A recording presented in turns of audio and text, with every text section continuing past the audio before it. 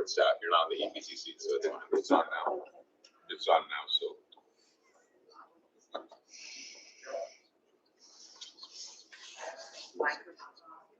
Stop.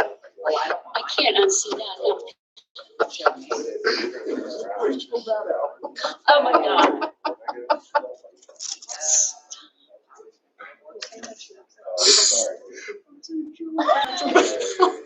Drew looks like Rachel Maddow. That's even bugging me, and I just figured it out. I can't unsee that.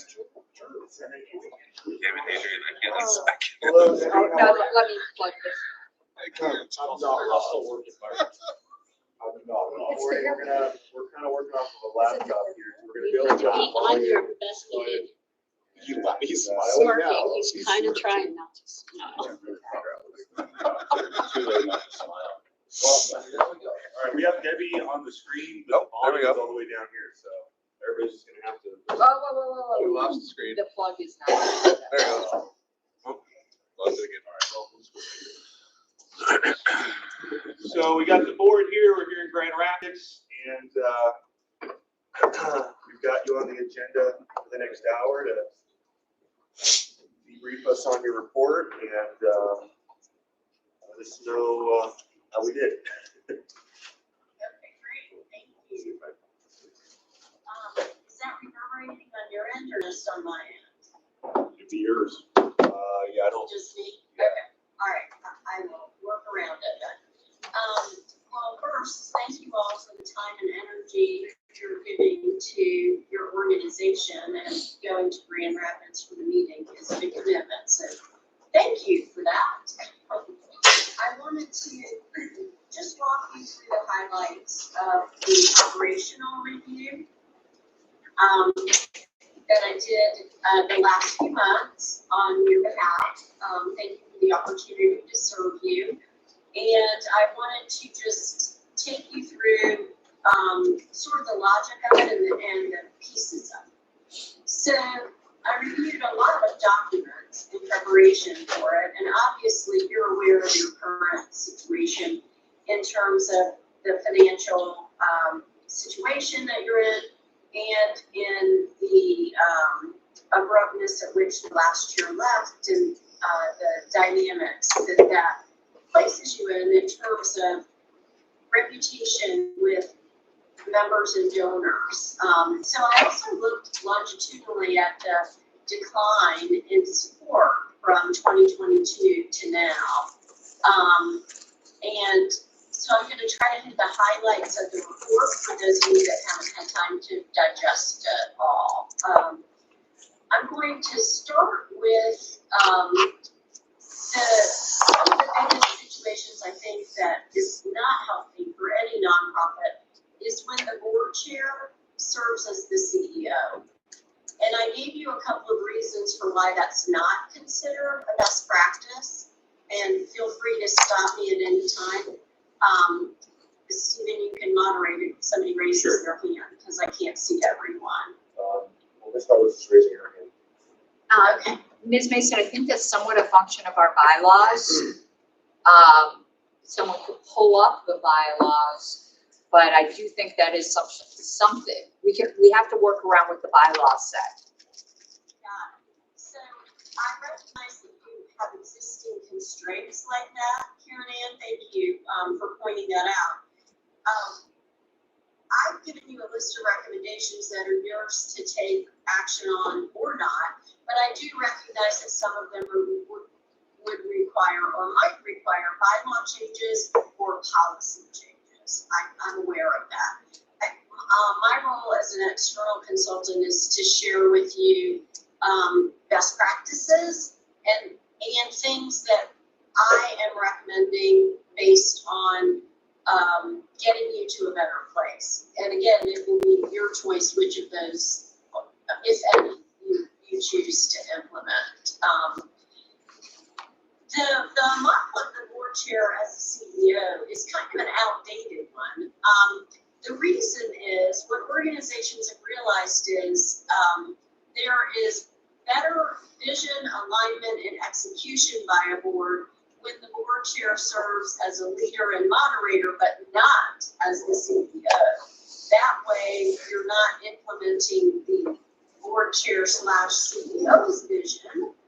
The board chair is working in partnership with your executive director, CEO, and executing the full board's vision. And so it is a better, I'm sorry, go ahead. Oh, no, no one will speak. Oh, okay. And my observation is in putting all of those pieces together that if you could move to a model where you provide your executive director with more of an executive role, and that person is responsible in partnership with the executive committee in executing the full board's vision, I believe that you will get yourself to a better place. And by getting to that change in using collective vision, you will have functioning committees as well, and you'll have increased buy-in. So obviously the key impacts that you've seen right now financially are in declines in membership, declines in sponsorship or donations, and some disharmony, dysfunction on the board. So a great best practice to look at is, well, what is the role of the board? And really it's around vision alignment and execution. Oversight of execution and volunteer role execution. And vision is best established when you guys do that as a collective body. You got a great start of that last summer on the strategic plan. I'm advocating that you take that energy and go a step further. And get to some specific measurable points that will determine your success. Alignment is when your committees are working on the work that advance the organization, and they have deliverables and metrics, and staff alignment supports that as well. But it's all driven by your strategic plan and your annual plan. Execution is largely the role of staff with board-supported committees. And ideally, you'd like to get to a place where more of the strategy execution could have a greater depth of staff role. There is a staff role already, but there are sometimes oversteps, or what feels like oversteps to staff by board members. In terms of accountability and metrics, when you have a strategic plan that's working and when you have a board collective vision, that allows you to say, okay, our strategic plan is where we want to head in the next 3 years. What do we want to get done this year specifically to reach that? And that's what drives your committees and your committee metrics. And then you can have, Hannah has been working on the dashboard for different metrics, and she could include board committee metrics in that as well. And there needs to be a greater response to calls for urgency. So you right now have kind of an emergency situation in fundraising, and there was a call for board members to each get involved and make calls. And Hannah set up the structure to make that easy for everybody to do fundraising calls. And that is every board member's responsibility. It's not just a few people that should be responsible for that. And as of the time I did my review, only one person had really delivered any money at all or reported on the calls. That may have changed. Because my report was submitted as of April 28th. One is for every board member to pick up an oar when you're in an emergency. If you're on the line, everybody needs to pick up an oar and try to paddle towards a better future. I gave you some very specific findings in terms of the financial. You may have already acted on some of these, so Stephen, I don't know if you want me to go through them in detail or just For the financials. the specific, I'm sorry, For the financial overview and the points. we can go over that. Okay, so for those of you that are tracking along, I'm at the bottom of page 6, and obviously getting rid of your former headquarters is a priority. That will help you with about $5,000 a month in cash flow. Creating a sustainable fundraising strategy where board member activity is defined and you have some staff activity. I know you're underway trying to do fill a role there for support in that. Looking at your convention revenue, your commissions kind of clouded the fact that underneath that perhaps the financials weren't as great because you did really well in 2024 with your convention, better than budgeted. And membership is really a category that needs some research and strategy. And I think you're not the only political party that's struggling with that right now in terms of who are we, what are we going to achieve, what do we want to stand for, how are we articulating our message, and how are we living our brand as a board, as leaders. And that's hard work to do that, but it's going to make a difference in making it easier to attract new members and maybe to get some of the lapsed members to come back. Developing that credibility and trust again, so that people want to invest and large donors will want to make contributions because they see the board coming together as one, and they see the board having a collective vision, and they see the board working in a professional way that's indicated externally in media and social media as well. So my recommendation was to find, I recognize that you are a party of differing tribes. I get that.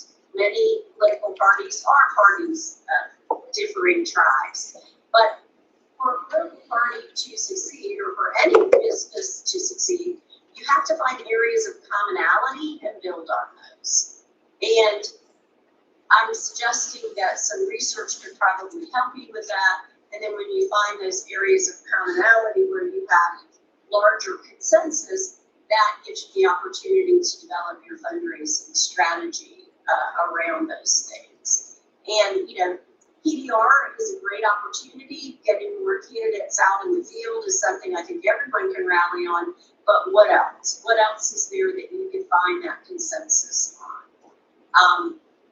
Obviously, getting your targeted reserve to where you want it would be great. And there are some best practices around that as well. I also interviewed the staff.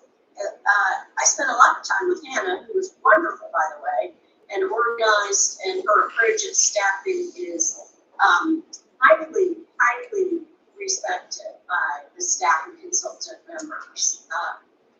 And I want to say that you are obviously understaffed, and in order to fix that, you have to raise more money. In order to raise more money, you've got to find those points of consensus, and you've got to repackage and rebrand your board's reputation in terms of being leaders and consensus builders among members. So staff at the time that I interviewed them was having a difficult time with some of the board behavior that was being demonstrated on social media, and then sometimes demonstrated in board committees as well. Hannah, as the executive director, got huge support and praise from staff, particularly in how she approaches organizing their work and holding them accountable. They talked specifically about the systems and metrics she's put in place to keep them focused, and how her daily and weekly meetings with them also keep them all in alignment together. I will say that because you are understaffed, your existing staff is feeling that pressure. And in terms of when they get extraneous requests, it's harder and harder for them to answer those extraneous requests that are outside of the committee templates for work product. Obviously, you have some challenges in IT, and communications needs to grow for the organization.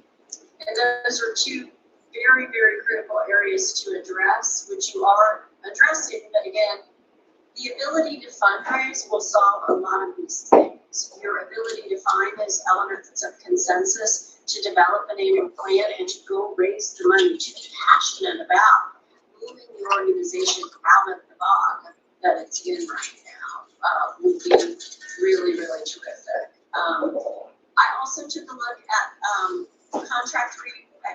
review of contracts. I know your committee is doing that as well. There were some small inconsistencies, but nothing, honestly, nothing huge, with the existing staff and contractors at the time. And, the things that the executive director has implemented have really made a difference. And I outlined some of the specific examples that the team had given there. In terms of efficiency and infrastructure, I don't know how Hannah gets done what Hannah does get done, but she is one of the most super organized executive directors I've ever worked with in terms of this type of project.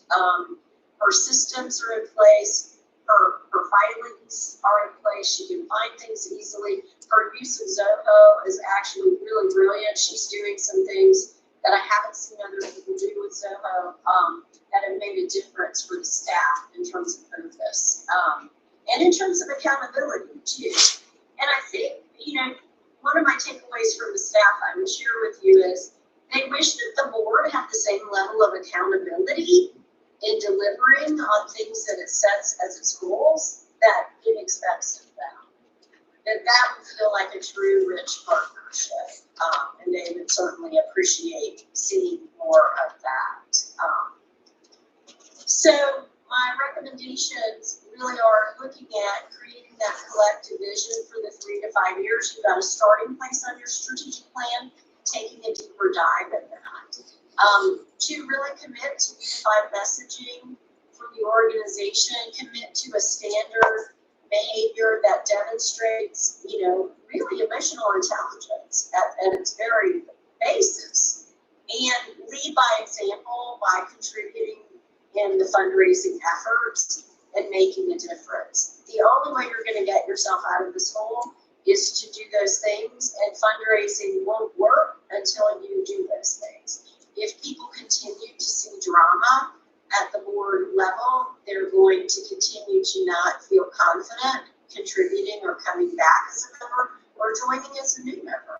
People want to be a part of a functional, healthy, successful group. And then strategic planning is not a one and done thing. Every year you need to be tracking on where you are in your plan. Your annual plan is a piece of that. What do we want to get done this year? And the continued evaluation of committee work. Is it in alignment with the strategic plan? Is it advancing where we need to be this year in order to reach our goals in the strategic plan? You need a very aggressive fundraising and membership effort. Once you get the board settled and that vision and finding those points of commonality, then it will be much easier to message and fundraise. And for board members that aren't fundraising, identifying the barriers. Do they need some training? Do they need help? What do they need to participate fully in it?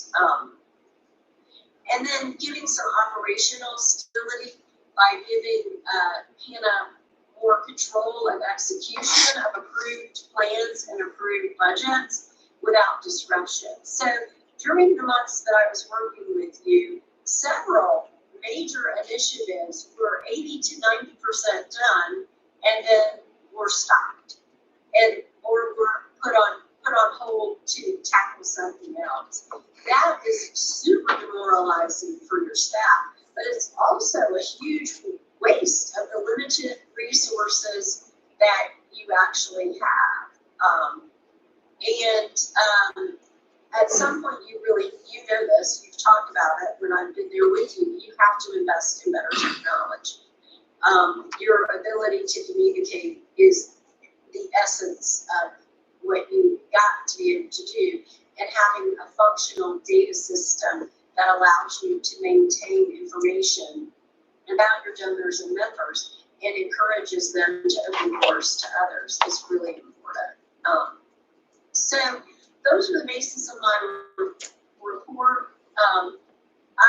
I feel for you guys. I've worked with other organizations that have been in this kind of conundrum, and it is sort of a step-by-step approach to piecing your way out of it. And I'd be glad to hear your comments or answer any questions that you might have. Mr. Martin. Thank you so much. I probably should look this way. Thank you so much. Your report is outstanding and illuminating.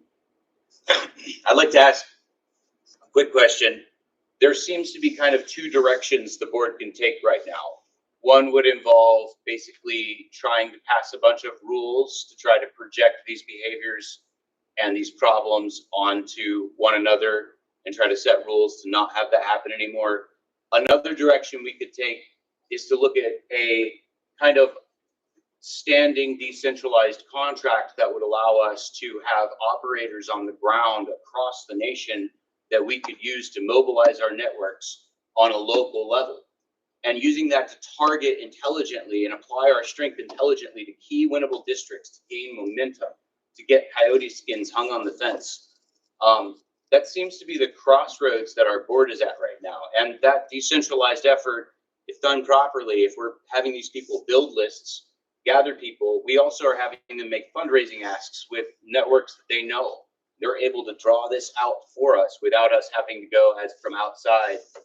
That's what I'm looking at, and that's what I'm taking away from your report. And I wanted to know if you felt like that was a accurate representation, and if you feel like that, just based on your experience and familiarity with PDR, if that would be a viable implementation strategy. Vision. I'm going to take that up just one level because there's a lot of good meat to that idea. What I would say to you is part of the dysfunction that you all have starts with how you allow people to come on the board. It's basically a political thing. Having a job description that says, this is what the secretary does, this is what the treasurer does. By the way, those things are in your bylaws.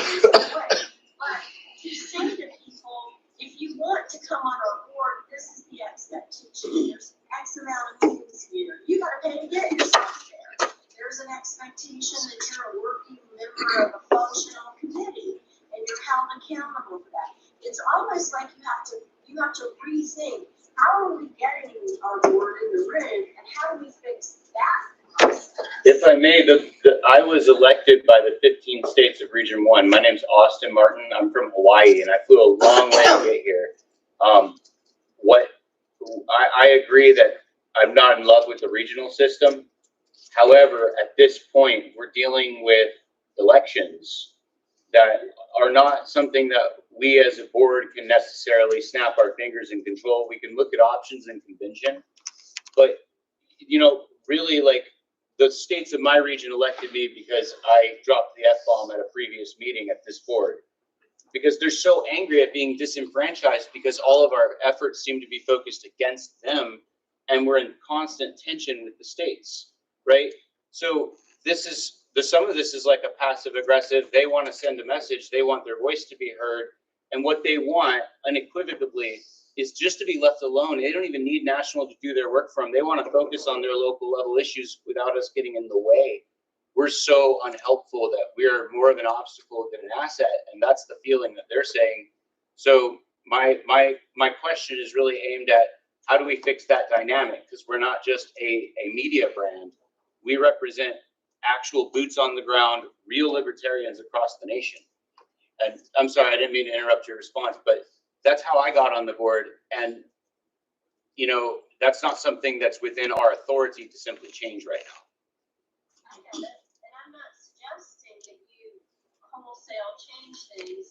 What I'm suggesting is, yes, continue to have elections by region, but the people who run could receive information about the expectations. The people who are voting could receive information about what that role needs to be able to execute. So they're making valid decisions based on, and by the way, I'm not picking on you, you gave the example. If there had been an expectation put out there of certain criteria, you would have looked at that and decided whether you wanted to take the role or not, right? It was understood. A difference. So the other thing I'd say is I just worked with another group that had not an as extreme as what you articulated, but the dynamic between national parent, I'm using quotes there because you're not really a parent, organizations and subsidiaries, they're not really legally subsidiaries, but you know what I'm saying, boots on the ground locals, is challenging for hundreds of organizations, hundreds. You know, I can name some of the biggest brands in the nation that I've worked with on this exact same issue, because you have to build trust. And trust takes a while to build, and it's eroded like that by one stupid thing someone says or does. And it takes a while to rebuild. So I don't disagree with you that likely some of your regions don't trust national. They frame that opinion differently. So information has to come from national about where the areas of commonality are for the party, right? That requires data, which requires money to get.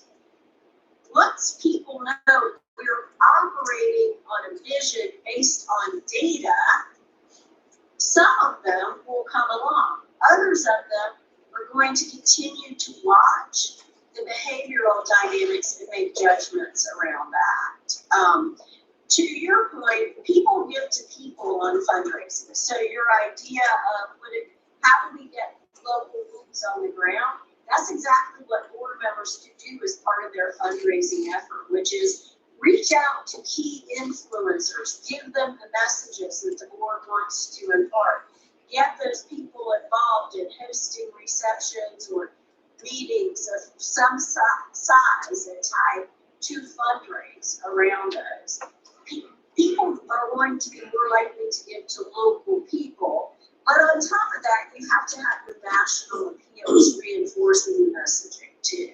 So it's not an either or, Mr. Marks, it's sort of a little of both, right?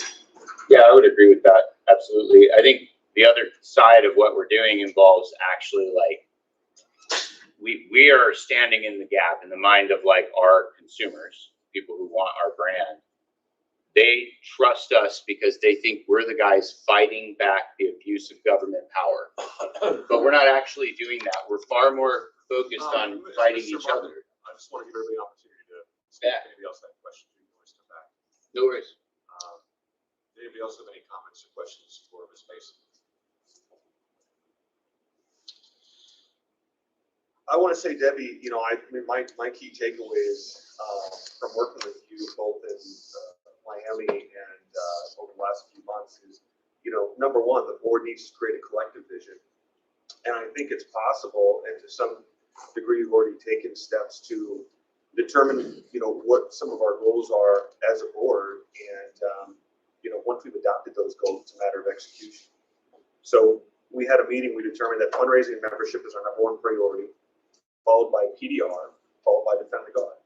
Now, the ironic thing is that in order to fund Defend the Guard, to fund PDR, we need money. And right now we don't have money. So I think it is, from what I'm hearing, the board's prerogative as all of us as board members is to do whatever we can collectively in our will as the organization, also individually, to raise money and build trust, to increase staff to give them the bandwidth, because right now they don't have the bandwidth, to carry out what we would like them to carry out in order to get the money to fund the projects and use the projects to raise money and hit that upward spiral where we're rebuilding trust and providing value as an organization to our members and to our affiliates. And you know, everything requires cash, so that's certainly our number one prerogative. And you touched on something else I wanted to mention too.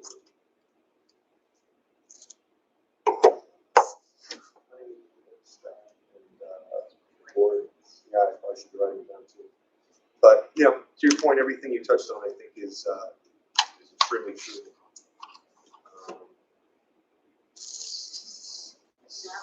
What I would add is, I've been doing fundraising for a long time, and what donors respond to is a healthy collective entity that has a strategic vision that excites them, that motivates them, that lets them see hope, that lets them see possibility, that lets them see action is going to happen, right? So, you know, you started that with Keep Your Art Within the Garden.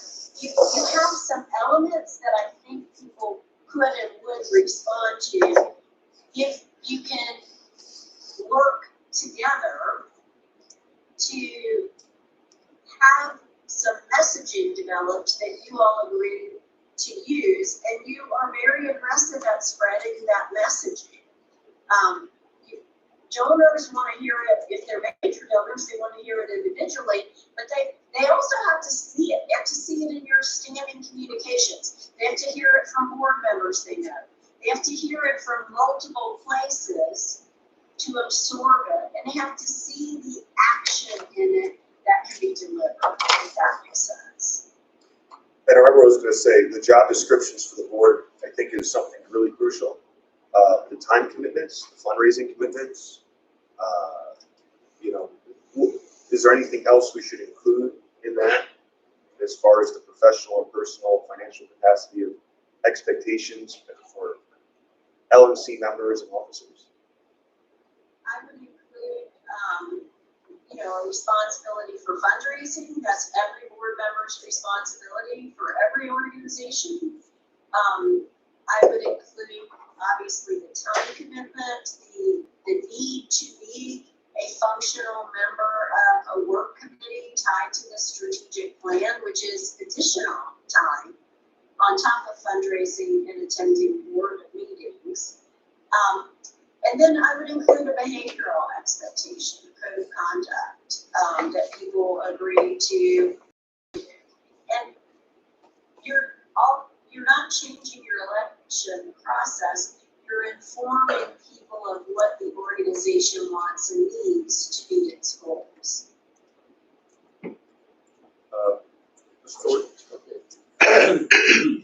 We got 40 years from Rhode Island. It's been expressed before by, I'll call them expert members. Certainly people who don't follow managerial behavior like you do or nearly at your level, but people who have sophisticated roles in the business world who happen to be libertarian. They cite the confusion and chaos that sometimes occurs because our board serves as volunteers with and sometimes underneath staff. We have board members who are engaged in day-to-day operations of the party by heading, standing, and ad hoc committees. I was wondering what your thoughts on that were and where else you've seen that, how well it works in the real world.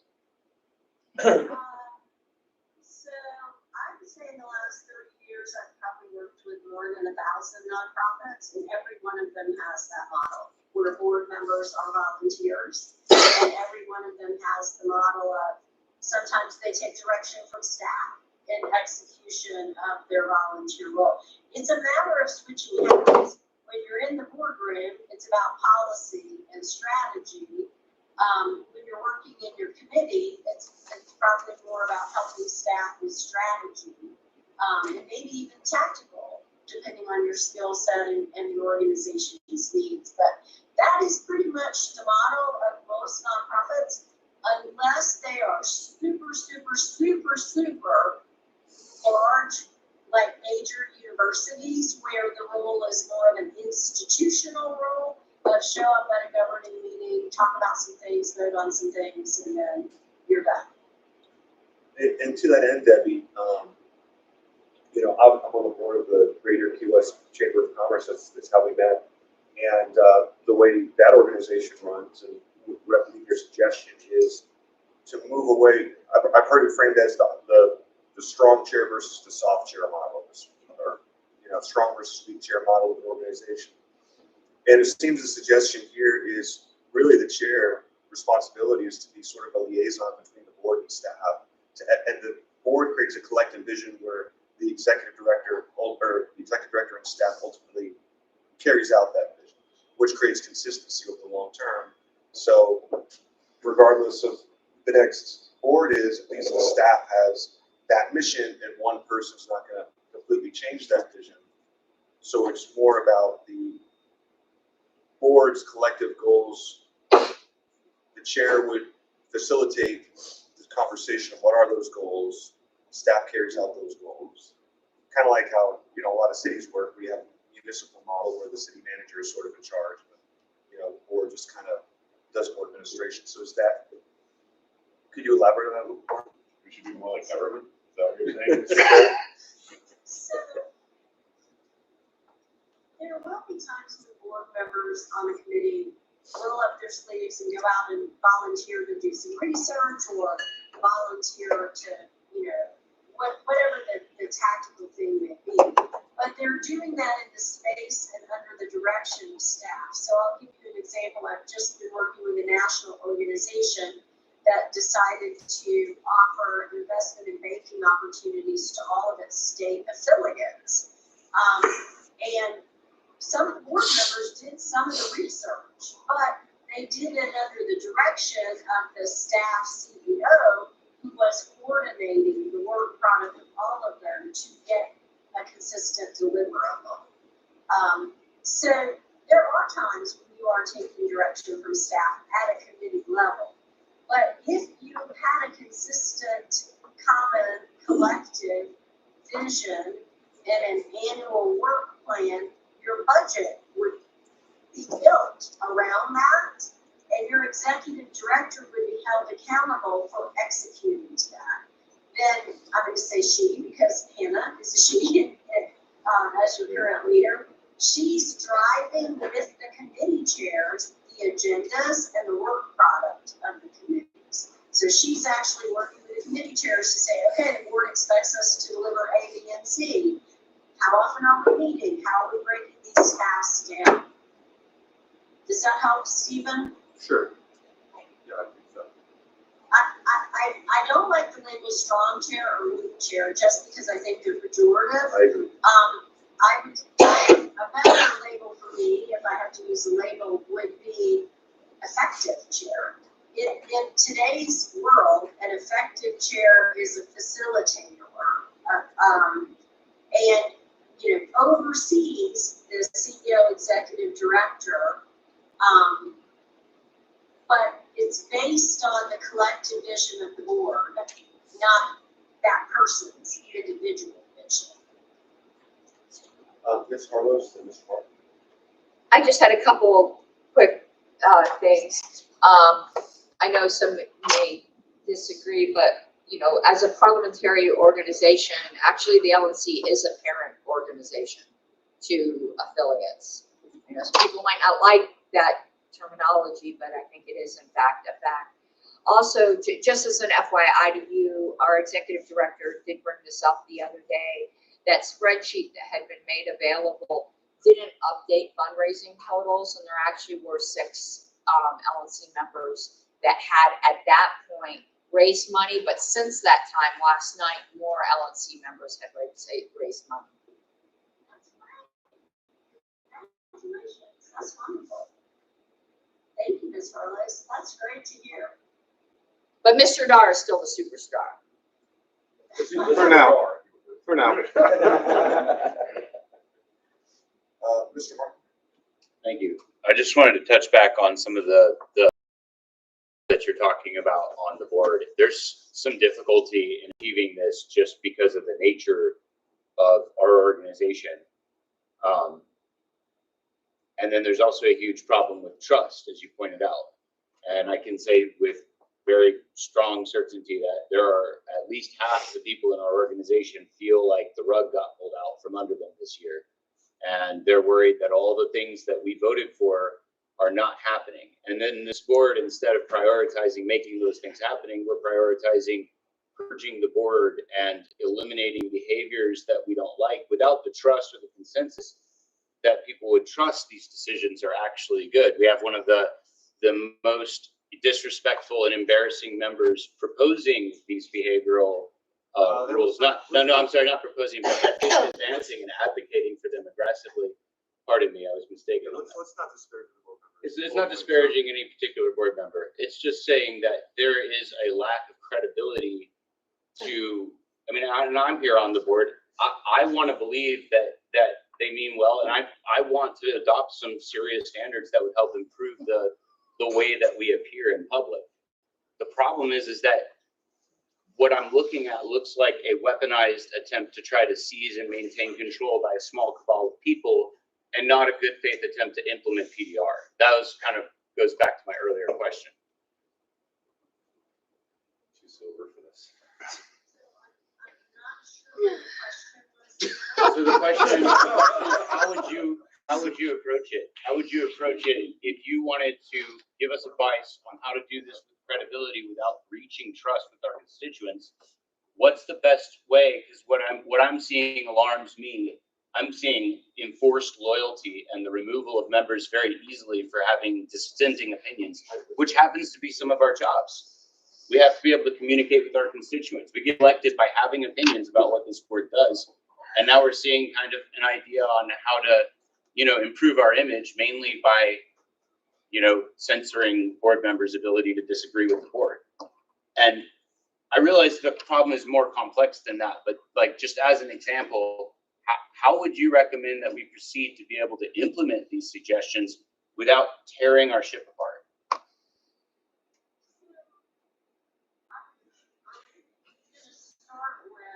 Board members should vehemently disagree in the boardroom. That's the place for it. But when you walk out of the boardroom, your board has made a collective decision. And there's a lot in the expectations of the role of a board member, which you were not at the session last summer when I did that. But the role of a board member has, by the IRS's definitions, provides for the duty of care, the duty of loyalty. And their definition of that is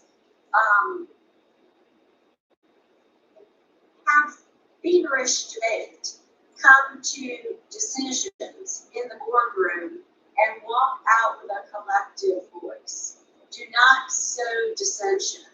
If your position wasn't the winning position, it sows dissension when you're talking about something that's already been voted on and trying to change the outcome.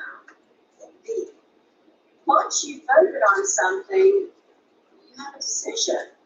And it's the responsibility of board members. It's the fiduciary responsibility of board members to put the organization's needs above their own. And what if we disagree on those needs? That's the thing. Like, what if I have a different opinion about that? And if somebody wants to run against me and say, hey, I do a better job at this job because I disagree with the board's bad decisions about X, Y, and Z. And so do I. I fought against them hard, but I can't even talk about it because that would sow dissension. I'm not a guy who sows dissension. I'm not one of those who does that. And you can tell by just the way these people react to these comments that, there's not a lot of respect for the will of the constituents that put us here. And so they're going to continue to be angry. And basically what I'm hearing is you're advocating for a top-down approach where national basically clamps down on the states and ignores their will and imposes its will on them. And I see this splitting our party. If it's not, well, we have to keep trust. I think it's a mischaracterization. I think what this space is talking about is the board.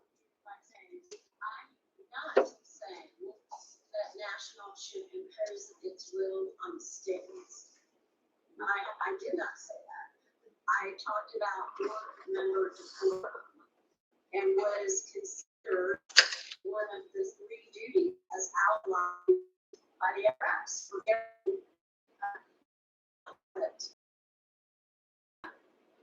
That's why I'm urging you to find the areas of commonality. Find those, focus on those. But there are going to be some times when organizations make decisions that some states won't like. Sure. And they're going to be the outlier. That is what it is for every national organization. It doesn't mean the national organization takes its path over where it needs to deliver the majority. And it also means that the board makes a collective decision on an issue that we vote on. We don't go on Twitter, X, Facebook, media, whatever, go to our friends, and say, I disagree with the board's decision. You don't see one of the board members of Coca-Cola going, you know what, I disagree with the board. Because that would be unprofessional and bad for the business, right? So, And actually, for most organizations, done repeatedly is grounds for removal because it violates the very tenets that the IRS sets up as the duties of board members. Ms. Scavenge, then Mr. Chatterton, Thompson, Evans. Ms. Scavenge. Yes, hi Debbie, it's Kathy Anaskevich. I'm wondering if you could give us some advice on how to work on board dysfunction when, and I'm not sure if you know this or not, but 2 days after Hannah emailed us your report that said it was a confidential review, it was on Twitter. Somebody from this board leaked the report and put specifically information about this from the staff section about staff and morale verbatim on Twitter. So can you give us some advice on how we should address board mistrust and dysfunction when things like that happen? When something says confidential on it, board members have a responsibility to keep it confidential. The business materials that are labeled confidential are meant only for the board's eyes. If you have to put that in writing to explain it to people, maybe you need to do that. Because that is not an acceptable behavior at all.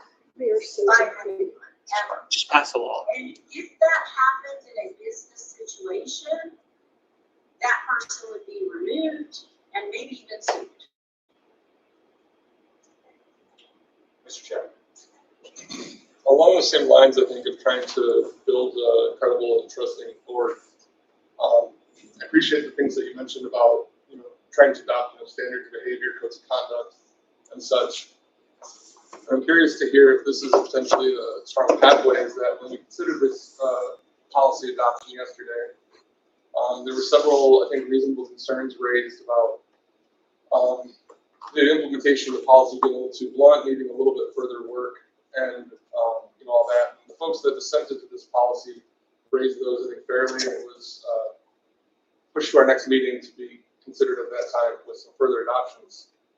Would you consider it to be an effective kind of means to build that trusting board relationship and working relationship on the time of that matter being delayed until next meeting, that one of the chief people pushing that policy proceeded then to verbally attack other board members and make insults, and then defend that behavior by making the comment, oh, we didn't adopt the policy yet, so it doesn't matter.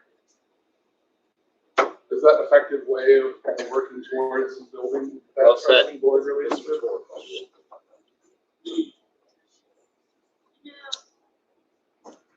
You have to have adults in the room. That was also mentioned by the same individual, ironically. There is never, ever a reason to insult someone. We all have an intelligent ability to articulate our opinions without insulting people. why can't we bring that behavior to the board? What would be the appropriate way to handle a board member who has repeatedly violated those standards of behavior over many months and basically their entire time on the board? After repeated warnings and slaps on the wrist, who continues to conduct such behaviors on a regular basis? What would be the appropriate way to handle that? Foxbury. It's sort of like having to handle a bully as a schoolyard. At some point, you have to call it out, and maybe you have to call it out every time and say, this is not appropriate, this is not appropriate, this is not appropriate.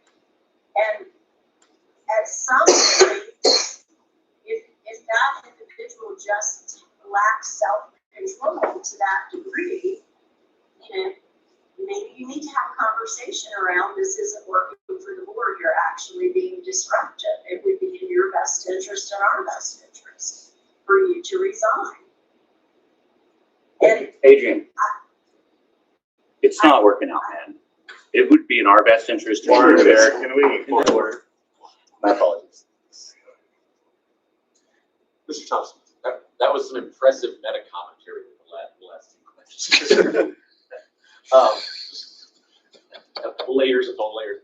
So I'm sorry. You mentioned earlier about it may have been Chair Taylor, about you wouldn't see a board member of Coca-Cola going out and then challenging a decision the board made, and that makes sense. And I definitely think we have problems with people inappropriately raising objections outside of meetings, right? But as a political entity, and a lot of the board members being representatives for their constituents, I would submit that a political organization is slightly different in that regard, and maybe not for the best, but you might not see that with Coca-Cola, but you would see that with Democrats and Republicans, and elected members of Congress, things like that, right? Now, I would hope that we wind up doing better than Congress, perhaps, but as an example of a political entity, right, that should be getting along, you wouldn't want a congressperson removed because they challenge the way a vote went, right, after the fact, because they still want to represent a certain viewpoint, which is why they were put in place. But I will say you have worked on a lot of political campaigns. When you're a member party, your loyalty is expected, and there are things you can speak out against, and then there are things that you can't open your mouth about. Are there things And that's aside a from fundamental reality. But I want to separate what you do around political positions from what you do in a board room. And governing is different than political races. When you come to a board room, you have on a board path for a party to govern it. Right? right, but And that is different. So, and I'm not suggesting you shouldn't debate, you should, absolutely. right. And But then we and should you contain it have to the be. opportunity to go back to your state or your region and say, look, we debated this intensely, and there were more people that found commonality in a different position. We can still have our position.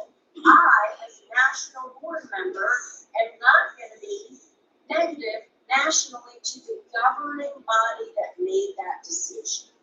I agree on many cases with that, right? Yeah. But I'm not sure how much you dug through our dirty laundry, but we had issues where we were fundraising for our political opponents. It was an ongoing breach, right?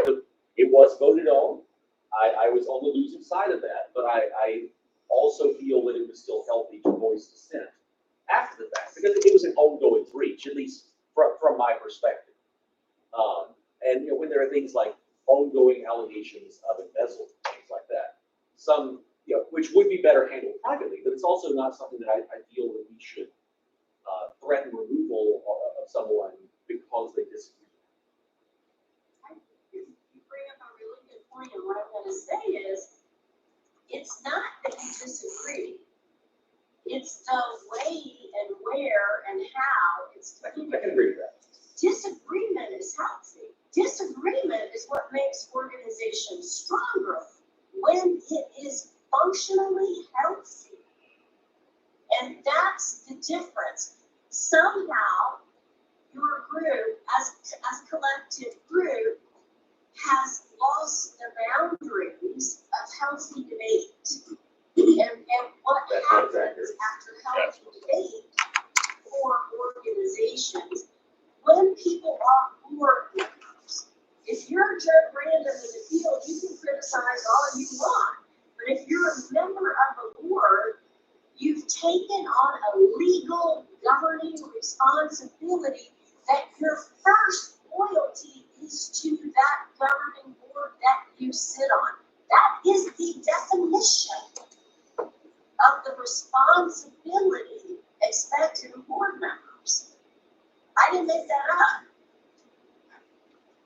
Ms. Rose and Mr. Boss. I did take notes though, Mr. Yakela. First of all, I want to express my condolences that you're dealing with a bunch of libertarians who are allergic to the word collective. Every time you say that, I see everybody twitch. I think that what some of the concerns are that perhaps you can address. First of all, with the leak of the confidential report that was abhorrent, we have no idea who did it. So there's no way to take any action on that. I think some of the concerns haven't used this word, but I think what they're getting at is maybe I slightly disagree with your duty on fiduciary, but maybe I don't, because maybe we just haven't treaded to this area. That if a board member thinks a board is violating its bylaws or its purpose, they may believe they have a fiduciary duty to use a more industry term, whistleblow about it. And we don't have adequate whistleblower protections, I think, is what some people are getting at. Also, our constituents ask us, why did you vote no on such a vote? And people are worried that if they explain their no vote, it's seen as undermining the board. And to say that you can only say, go look at the video of the meeting is not going to be sufficient with libertarians. There is a just unique culture that we have, and that's really all I had to say. I would say, if something is egregious enough that it needs to fall in the whistleblowing category, then, certainly that policy needs to be strengthened to give people protection to feel comfortable doing that. There's nothing about loyalty that says that you can't, in a one-on-one conversation, explain the position that you took. As outlined is how it's going to be explained in the minutes, right? It's right there in the minutes. It's right there on the video. It's right, you guys make those public-facing documents. What I'm suggesting to you is, it's not that you disagree, it's the how and when and where you do it that makes it egregious. So it's one thing to have a quiet conversation with someone to explain your vote when asked. It's another thing to do a rant on a social media platform. The rant is not appropriate. The conversation when you're asked is perfectly appropriate to say, look, I disagree, here's why, I got outvoted. More people, more of the governing board went this way. That's how democracy actually works. Mr. Boss and then Ms. Scott. She actually just said what I was going to say. So Okay. Yeah, David, to your point, it's Travis Boss at large. I was on the ethics committee also. I think one of the impetus wasn't so much the discussion, but the discussion would be fair, factual, and non-disparaging. So that we do appear to have functional disagreements on the public-facing side, whether that's our private, our personal platforms, etc. I agree. You kind of, I guess you kind of said other things as well. What I would say is, I wish I could do this for our entire country. We've forgotten how to debate ideas instead of disparage people. We've forgotten how to debate positions based on their merits instead of making things personal. And when we lose our responsibility as human beings to recognize that everybody can have different ideas, and we debate those on the merit of the ideas, we lose decorum. And once you lose decorum, you have to agree on a set of practices for how, look, we know there are dissenting opinions. How can we debate in a healthy way all of those different opinions so that the pros and cons can stand for themselves without the level of emotion that's introduced and without the level of attack that's introduced, because those things erode trust. Yeah, no, I definitely agree with that. On something besides the decorum thing, it's already voted on. You mentioned earlier that there were some issues, and if you can't speak on this publicly, that's fine. You mentioned that there were some issues that staff had with board members, with some behaviors and certain requests of staff. Could you speak on that some, or is that too confidential? I can give you a couple of examples. Okay. Staff often gets jumped on, frankly. Board members that are frustrated call them and vent. I didn't know that was a service they provided. That service you provide them is, They'll bill you by the hour. no, I was talking to her as the boss. Hey, Drew, pick up. In working with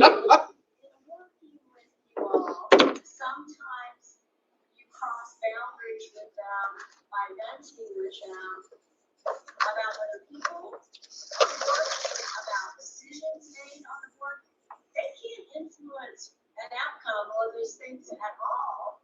And they have so little time, and they are so dedicated to your organization that it is super discouraging to them to waste a minute of it on negativity like that. And they fervently wish that they would see, in their terms, the board would grow up and behave like adults. Thank you. Wish the same thing. I believe we're at the end of time for the report here from you, so thank you very much. I want to respect your time today. Stephen just had to step out, so we'll end the broadcast now, but thank you very much for. Thank you, Debbie. report. Thank you. I'm let her have this on this. We need you. Oh, yeah, no further. We need So you. you want to send it, sure. Please, and it has been my pleasure. Thank you so much. Thank you. Do we need a recess while we reset? I don't, but Vice Chair Dar, We do 5 minutes. 5-minute recess? Yeah. I do have the results of the bylaws election. If you want to announce that first or after the recess? Let's do it after the recess. Thank you. Limitation. 5-minute recess. Just an FYI, for alternates, there's a 4-way tie that's going to require a dice roll. Ew. Can we just do a runoff? No, we have to wait till.